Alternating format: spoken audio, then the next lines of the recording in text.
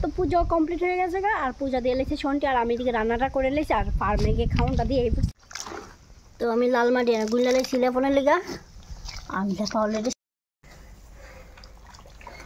ভালো করে মাটিটা গুল তুইব, গুল্লা সাইরা তারপর লেপ, কারণ নাইলে লেপাটা ভালো হইতো না।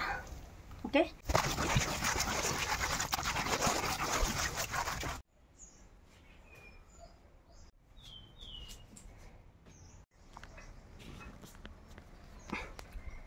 তো গাইস আমার লেপা একদম কমপ্লিট, আর তাড়াতাড়ি মেয়েদের লেপা লেছি, যা হয়েছে যেমন হয়েছে তেমনি থাকবো। আর ওখানে বাজে 9:45, 10টার থেকে আমার টিউশন আছে, তার লিগে আমি তাড়াতাড়ি করে রেডি হয়ে ওখানে যাইতে টিউশনের লিগা। কারণ আর আমার বাড়ির 1টার সময়, তারপরে আবার 1টার থেকে 1টার সময় বারটাত খাইয়ে, তারপরে আবার 2টার সময় আবার বাইরে জমগা, তারপরে আবার 1-3টার সময় আছে বাড়িত। তো যাই হোক, ওখানে দেখো লেপা লেছি, এই দেখো। আর ওখানে আমি যাবো তো কইলাম ওই, আর তারপরে বারটাত খামো। আর সন্টি তো মন্দিরে পূজা দিতে গেছে, আগেই কইছি বাড়ির পূজা দিলাইছে, মন্দিরে পূজা দিতেছে। আর 2খানা পূজা দিতে অনেক সময় লাগে, আর মন্দির তো বুঝছো পরিষ্কার টরিষ্কার করে ধুয়া টুয়া তারপরে পূজা দিয়ে আইব। তারপর আপনার দুজনে ভাত খায়, দুজনে বাইরে যাবো। আমও একদম তাই এবার 3টার সময় একবারে, আর আমি আমো 1টার সময়।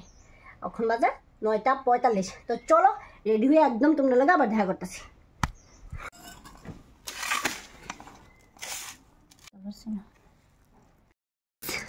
নিচে কলেজ দেব,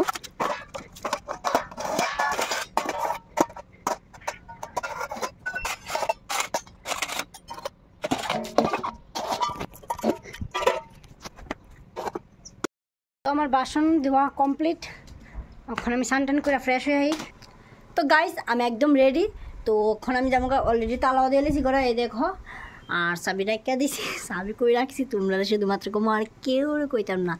এই ঘড়িটা আছে না, এই ঘড়িটার পিছনে। তো চলো, এই দেখো এই ঘড়িটার পিছনে রেখেছি। তো চলো যাই, কিন্তু কাউকে বলবে না, তোমরা কিন্তু এটা কাউকে বলবে না। তো চলো আমি এখন চলে যাই। আর এত বড় বাড়িতে শুধুমাত্র আমরা দুজন একা একা থাকছি, 15 দিনের মতো তো একা একা থাকবোই।